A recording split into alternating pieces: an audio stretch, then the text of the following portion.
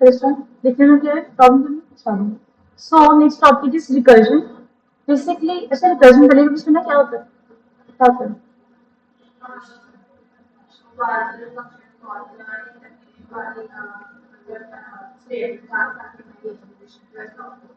ये तो प्रोग्रामिंग है। बेसिकली रिकर्जन क्या होता है? जनरली रिपीटेशन होता है। किस तरीके की रिपीटेशन?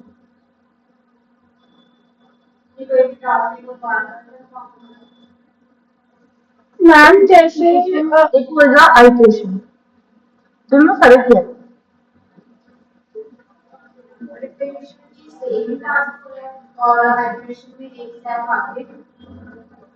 यानी इतना समझ में आ गया कि आइट्रेशन में स्टेप्स इन्वॉल्व होते हैं। First step, second step, third step, और अगर स्टेप ना हो तो आइट्रेशन पॉसिबल नहीं है। राइट? अगर हम रिकर्जन देखें तो अगर एक कंडीशन में चल जाएगी रिकर्जन में तो स्टेप तो सेम ही होना है। उसमें steps are not involve are but the expressions are involve, just like maths. Right? तो मैथ्स में भी क्या होता है, रिकर्जन रिलेशन बनाते हैं सबसे पहले, उसके बाद रिकर्जन सॉल्व होती है। बेसिकली जो प्रोग्रामिंग के अंदर रिकर्जन का आइडिया है ना, वो पता कैसे आता है कि there are so many numerous problem जैसे जो आप आइटरेशन से सॉल्व नहीं कर सकते। नंबर वन, आइटरेशन से कोड लेंथी हो जाता है। होता कि नहीं होता? होता है। सेकेंड चीज ये, iteration sometime leads to infinite iterations. Infinite से हमारा नुकसान क्या है? फायदा तो कोई भी नहीं है। उससे हमारा नुकसान सबसे बड़ा ये है कि कंप्यूटर की जो सीपीयू की मेमोरी है ना, मेमोरी भी, और उसका एक्सेस करने का टाइम जो वो ले रहा होता है, प्रोसेसिंग का जो टाइम होता है, वो दोनों चीजें वेस्ट बहुत ज्यादा होती है। एंड तीसरी चीज ये, हम उसके ऊपर स्टॉप नहीं कर सकते।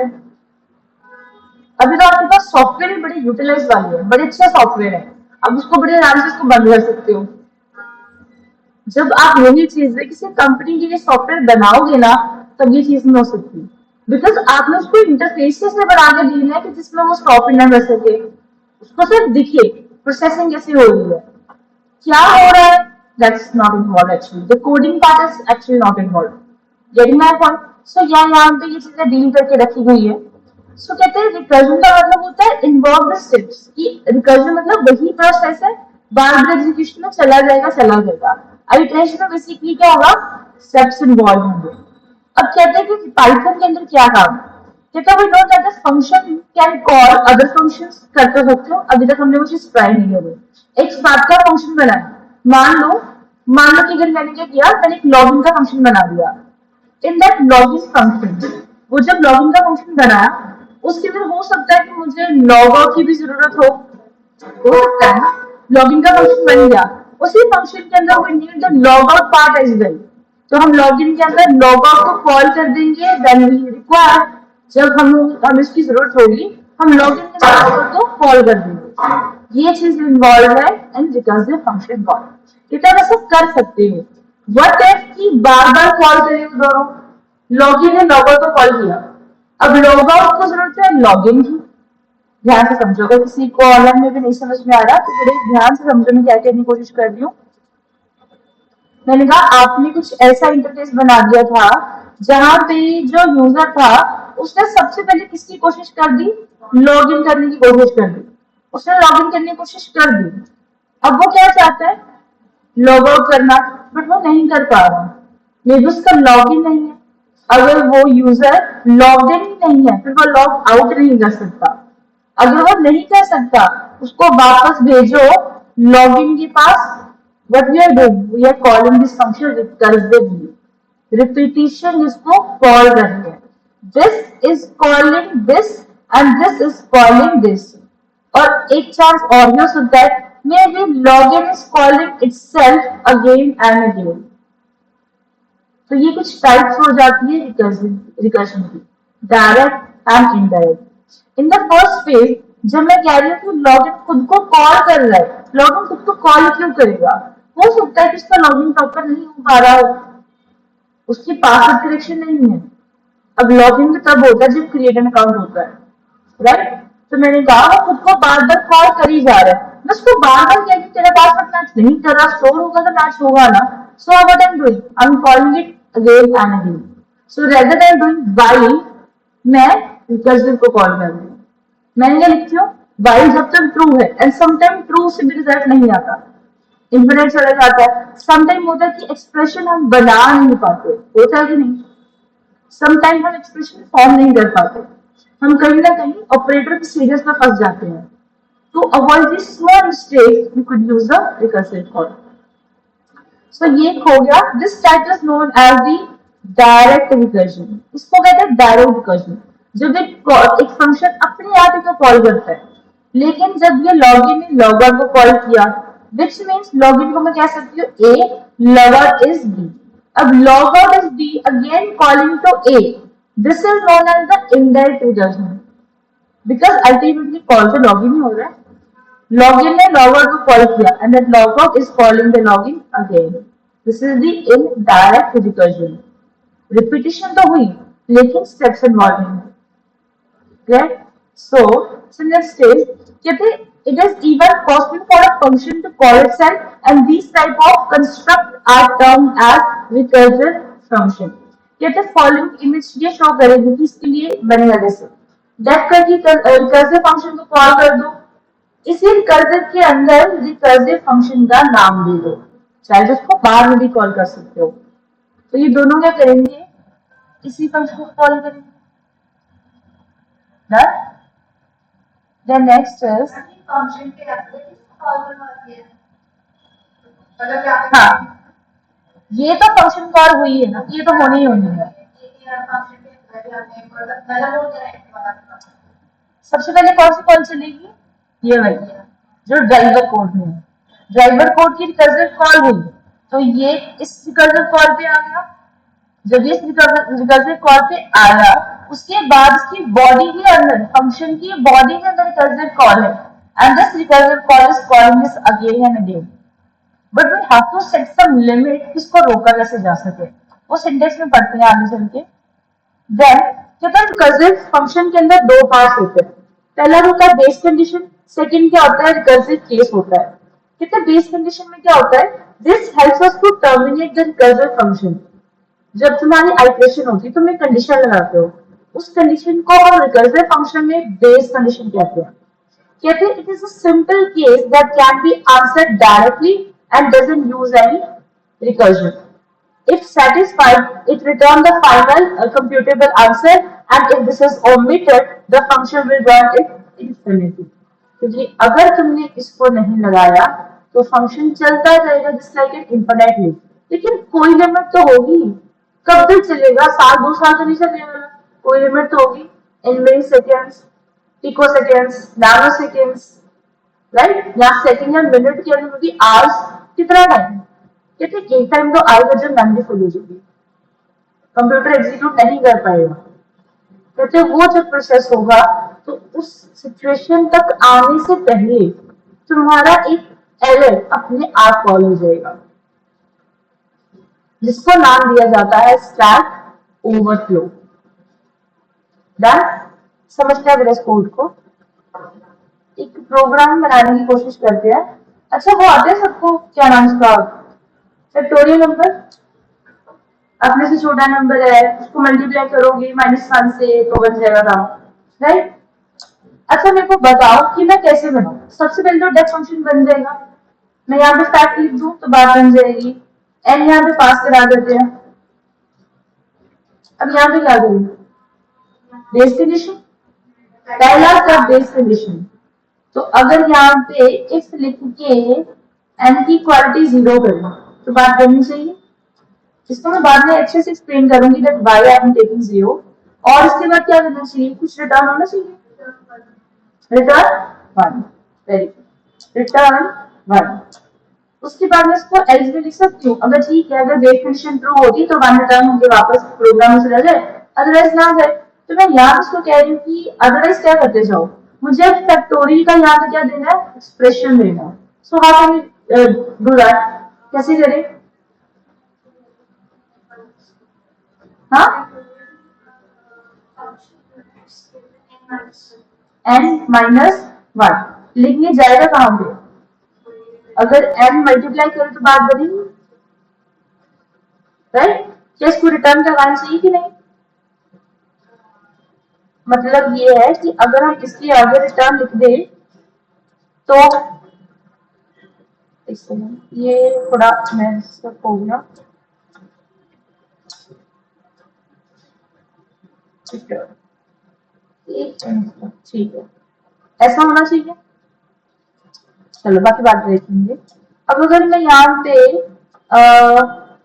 फैक्ट को कॉल करवा दूं, मान लो मैंने 4 वैल्यू यहाँ पे पास करी है, इसका मतलब मुझे इसको असाइन भी कराना पड़ेगा, तभी फैक्टोरियल की वैल्यूज में आएंगी। तो अगर मैं यहाँ पे इसको प्रिंट करवा दूं और मैं यहाँ पे लिख दूं कि जो फैक्टोरियल में डायरेक्टली लिखूंगी फैक्टोरियल इज, तो फैक्टोरियल मुझे मिल जाएगा आंसर के अंदर, राइट? कितना चलना चाहिए?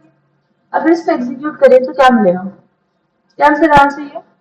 24 आ गया फैक्टोरियल करते करते। अब इस प्रोग्राम को जरा लेके चलते हैं यार फन होती है।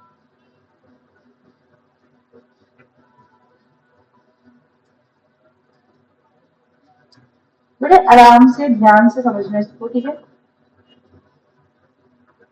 चलो, पहली बात कि जो फंक्शंस होते हैं वो भी कहीं ना कहीं पे स्टोर होते हैं।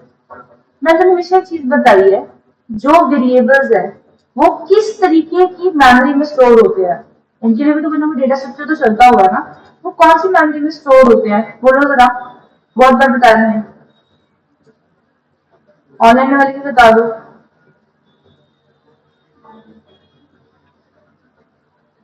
नेवर, वो स्टोर होते हैं एक फॉर्म में। अभी क्यू भी हो सकती है या कोई लिंक लिस्ट भी हो सकती है। डन। अब ये डिपेंड करता है कि प्रोग्रामिंग किसके द्वारा करी हुई है या किस सिस्टम को दिमाग में रख के करी हुई है। ऑपरेटिंग सिस्टम भी हो सकता है। तो इन दोनों में से कोई एक तो होगा जिसके अंदर हमारे वेरिएबल स्टोर होंगे। डन। अब मैंने यहाँ पे एक और फंक्शंस बना दिए, ये जो फंक्शन होंगे वो स्टैक में जाके स्टोर होंगे। ये क्या हो गया? एक स्टैक हो गया। तुम लोगों ने लाइब्रेरी फंक्शन पढ़े, तुम लोगों ने पढ़ा होगा पुश पॉप। मैंने किया, ये जो मेरा फंक्शन चला, तो बेसिकली इस मोमेंट पे यहाँ पे फंक्शन कॉल हुई, ड्राइवर कोड था ना, तो ये यहां से कहां पे गया? यहाँ पे। तो मैंने क्या पास करा दिया? 4 पास करा। और अगर मैं फैक्टोरियल 4 कैलकुलेट करूं तो मुझे क्या मिलेगा कि मुझे पहले 4 माइनस 1 जाना है, क्या मिला? 3। एन की वैल्यू कितनी होगी? उसको मल्टीप्लाई करते जाओ, 2 मिल गई वैल्यू, मल्टीप्लाई करते जाओ। अब 0 तक तो हमें जाना नहीं है क्योंकि 1 का फैक्टोरियल क्या होता है? 1। 0 का फैक्टोरियल 0, उसके नेगेटिव नंबर तो चाहिए नहीं, फैक्टोरियल का नेगेटिव नंबर नहीं होता। तो मैं अगर ऐसा लिख रही हूँ 4 इंटू 3 इंटू 2 इंटू 1, तो यहाँ पे कितना मिला? 24। 24 इज द आंसर। करेक्ट। सो कहते हैं कि अगर आपने इसका फैक्टोरियल कैलकुलेट करना है तो आपको कुछ स्टेप पीछे जाना पड़ेगा, जिसके लिए आप फोर लूप रेंज को यूज करके नेगेटिव नेगेटिव नेगेटिव नहीं कर सकते। कहाँ खींचोगे फोर लूप? कर सकते हो लेकिन वो कॉम्प्लेक्स होएगा फॉर श्योर, क्योंकि वहां पे प्रोग्राम और बड़ा हो सकेगा। तुम रेंज ढूंढने की कोशिश करोगे, तुम पहले ये सोचोगे कि मुझे जाना कहां तक है, स्टेपिंग कहां तक जानी है, तो फिर वो प्रॉब्लम करेगा। तो कहता है क्या करो, आप रिकर्सिव कॉल को यूज करो। इससे वो क्या करेगा, जब पहली बार रिकर्सिव कॉल हो तो क्या करेगा, पुश कर देगा यहाँ पे किसकी वैल्यू? 4 की वैल्यू। अब जब 4 की वैल्यू चलेगी तो यहाँ पर उसने क्या किया, चेक किया, देखो कि क्या n इज इक्वल टू 0 है। अगर तो 0 होता तो रिटर्न 1 करा के वापस कहां पे आ जाओ, ड्राइवर कोड पे आ जाओ, लेकिन ऐसा नहीं था। कोड कहां पे गया? एल्स पार्ट के अंदर, क्योंकि मैंने 4 पास कराया था। एल्स के अंदर क्या था कि पहले n इंटू फैक्टोरियल करो। n इंटू फैक्टोरियल का मतलब क्या है कि अगर मैं यहाँ पे देखूं तो 4 इंटू रिकर्सिव कॉल में क्या है, 4 माइनस 1, तो क्या वैल्यू आई? 3। तो यहाँ हम क्या कर रहे हैं, 4 इंटू 3, आंसर कितना आ गया? 12। तो हम यहाँ पे जब 3 में पास करा देंगे तो यहाँ भी 12 का आंसर मिल गया। अब फिर ऊपर जाओ तो यहाँ पे वैल्यू कितनी रहेगी, तो 3 से करते करते कहां तक पहुंच जाओगे, 2, 6 तुम्हारे पास आ गया, फिर करते 1 एंड सो ऑन। यहाँ तक क्लियर हुआ। सो ये फंक्शन ऐसे चला। लेकिन जब आपने 3 पास कराया, 2 पास कराया, 1 पास कराया, तो यहाँ पे क्या हो रहा था, पुश हो रहा था इस स्टैक में, पुश होगा।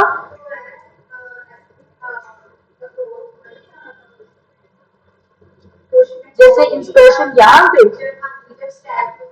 स्टैक में तो ऊपर से ही जाएगा, बट मैंने लीस्ट एलिमेंट उठाया ना, एलिमेंट तो यही बार आ रहा है, क्योंकि ये किसके अंदर है, m की वैल्यू है, ऊपर से क्या है, -1 जा रहा है। तो the data structure point of view कुछ यहाँ से होगा, बट मुझे 4 की वैल्यू चाहिए। हम पीछे नहीं जा रहे,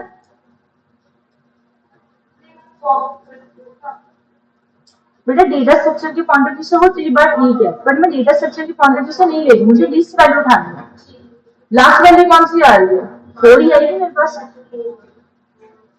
पीछे नहीं जा रहे। 4, 3, 2, 1, तो 1 होगी कौन सी, स्टार्टिंग वैल्यू ऊपर से, तो मेरे को कहां से जाना है, लीस्ट वैल्यू से। ये टॉप वैल्यू नहीं होती, ये लीस्ट वैल्यू नहीं होती, तो फिर मेरे को तो लीस्ट वैल्यू चाहिए, मतलब छोटी वैल्यू चाहिए जो सबसे लास्ट पे है। तो मैं 4 को उठा रही हूँ, वो तुम्हारा ठीक है कि यहाँ पे पहले 1 उठा दो, 3, 2, 4 करते, मेरे को 4 चाहिए, तो मैं यहाँ से इसको 4 की वैल्यू उठा रही हूँ। अब जब ये सारा लंबा होगा, ये जो स्टैक था, जब तक इसके अंदर वैल्यूज आती जाएगी, ये स्टैक का कोई मूवमेंट जाएगा, जब ये भर जाएगा, तो जब ये ओवरफ्लो करता जाएगा, उस टाइम पे मुझे क्या आएगा, एक स्टैक ओवरफ्लो का एरर।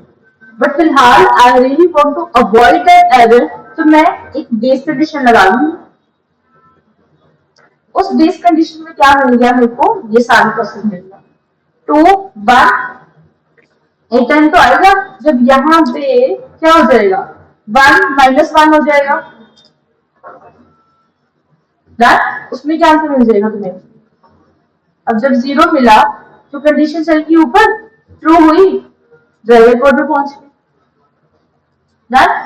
अब एक चीज और देखो, जब भी आप फंक्शन कॉल करते हो तो फ्लो चेंज होके कहां पे जाता है, ऊपर। अब ये चेंज भी हो सकता है कि ये सारा ड्राइवर कोड आपने ऊपर लिखा हो, ये भी हो सकता है। हम ये नहीं बात कर रहे कि पोजिशनल आर्गुमेंट्स क्या है, हम ये बात कर रहे हैं कि जब भी फ्लो चेंज हुआ है, जब जंप हुई है, उस सिचुएशन को हम एक नाम देंगे टेक्निकली, जिसको कहा जाता है ओवरहेड सिचुएशन। अब ओवरहेड सिचुएशन कुल मिला के कितनी हुई है, फर्स्ट टाइम 4, 3, 2, 1, 4, 5 मिला के ये, तो 5 टाइम ओवरहेड सिचुएशन हुई है।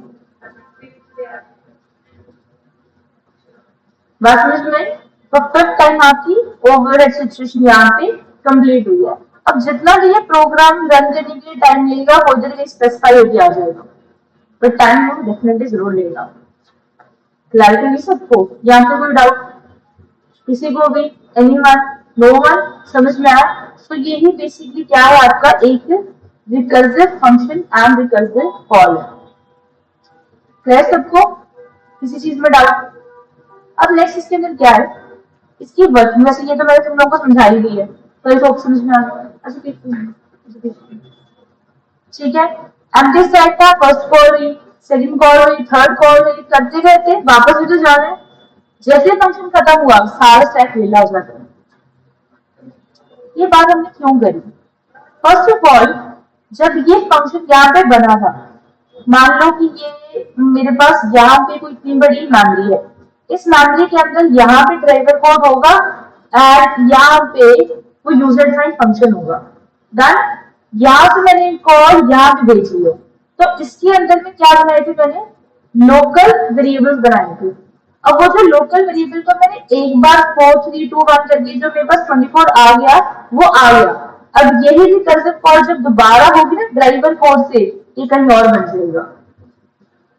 इसका मेमोरी हर बार चेंज होती जाएगी, होती जाएगी। क्लियर हुआ सबको, यहां तक क्लियर। अब तुम लोगों ने क्या करना है, फिबोनाची नंबर समझते हो,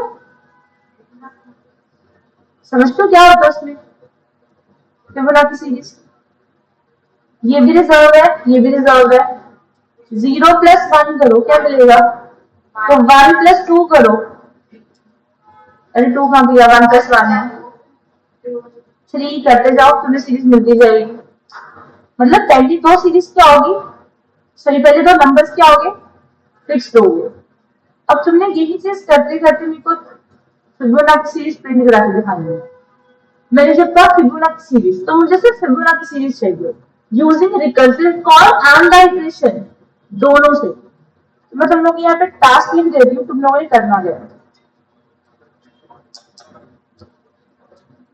टास्क नंबर पहले तुम्हारा ये है, हम to print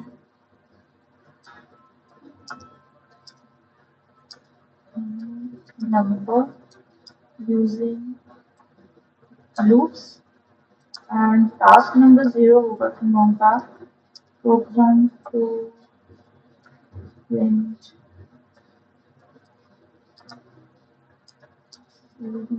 using both method, जिसके अंदर तुम्हारा जो फर्स्ट मेथड है जी